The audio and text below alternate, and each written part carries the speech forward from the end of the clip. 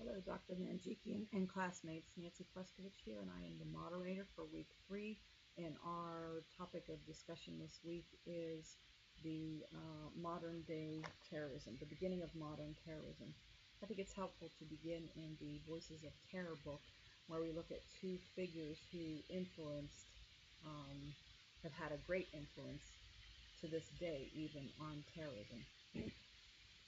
I don't know that I'll get these pronunciations right, but Bakunin and Nechayev.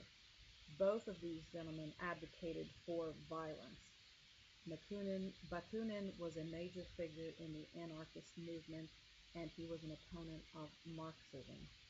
He influenced labor, peasant, and left-wing movements. And he was also friends with Nechayev until I believe Nechayev kind of betrayed him. Nechayev was the one who coined the slogan, "The ends justify the means." He influenced many generations of radicals, including the Black Panther Party, who republished his catechism in 1969, and he influenced Lenin and Stalin. When I read his catechism, it was kind of weird. I thought that he seemed to be very cold-hearted and did not value human life at all. And he even as far as friends go, they were only your friends, only keeping around as long as they served your purpose, and then they could become dispensable. So they helped to, their writings have helped to promote and sustain the terrorism movement. Moving to the textbook by White, we are looking at tactics of terrorism and force multipliers. The 6 tactics are bombing, arson, hijacking, assault, kidnapping, and hostage-taking. And bombing is the most commonly used tactic.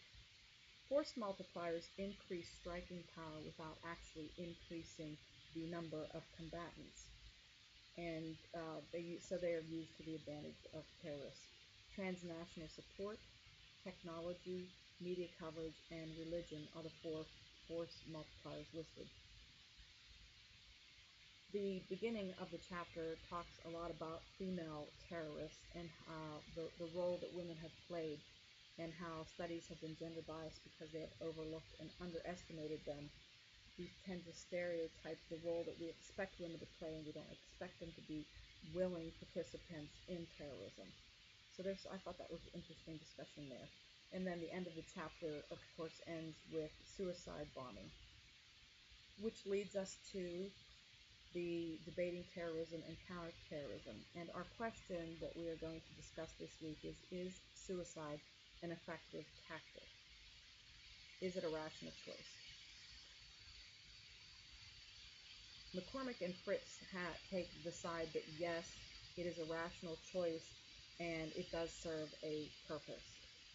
Abrams takes the opinion that no, it does not help to achieve the end strategic goal. There are 3 supplements this week, and I suggest that you use them. They weren't very long. The other weeks have had some long supplements, but these were not.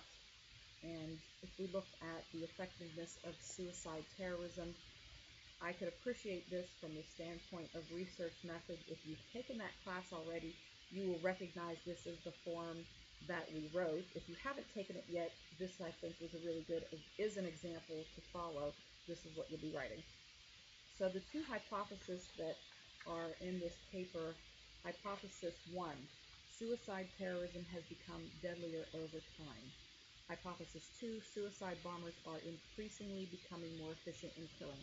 I will not tell you whether or not she proves those hypotheses, but those are what the hypotheses are. The other supplement in Edge is devoted actor versus rational actor models for understanding world conflict. So this basically is saying that we need to look at new ways to examine the conflict, particularly between Palestinians and Israelis. It's not just about a rational economic decision or moral decision. There's sacred values that are part of this decision-making process, and it's something that we overlook and don't really understand, and it's something that really needs to be looked at, and that was interesting. Last supplement was the video on reforming terrorists in Saudi Arabia, as you look at that video, I want you to consider the perspective that this video is from. Don't forget that the Saudi government allowed this to be filmed, and we are talking about the success of Saudi Arabia reforming their terrorists.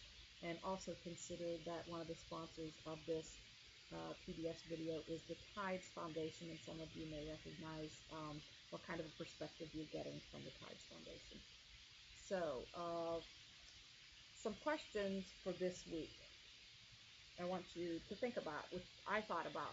I thought the discussion in the book on women, the role women play, was really interesting. If I was going to delve into some research, I think I would look at it there.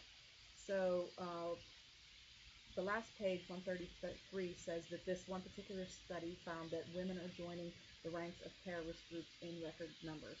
So I want you to consider whether or not that could be a flawed conclusion based on previous gender bias studies, which do underestimate and overlook the role that women have played in terrorism. You know, if past studies are biased and inaccurate, how accurate can this be in saying that there's been a rise in terrorist women involvement? The other question I would pose to you, do you agree when the book talks about racial terrorism, it says that women played an indirect role because they served as a symbol to inspire male violence.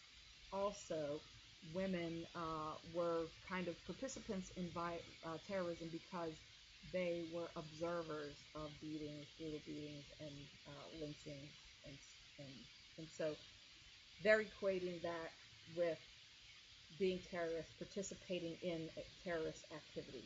Do you agree with that? Playing an indirect role by being a symbol. Is that your fault? Does that make you involved in terrorism? Are you involved just because you are a bystander?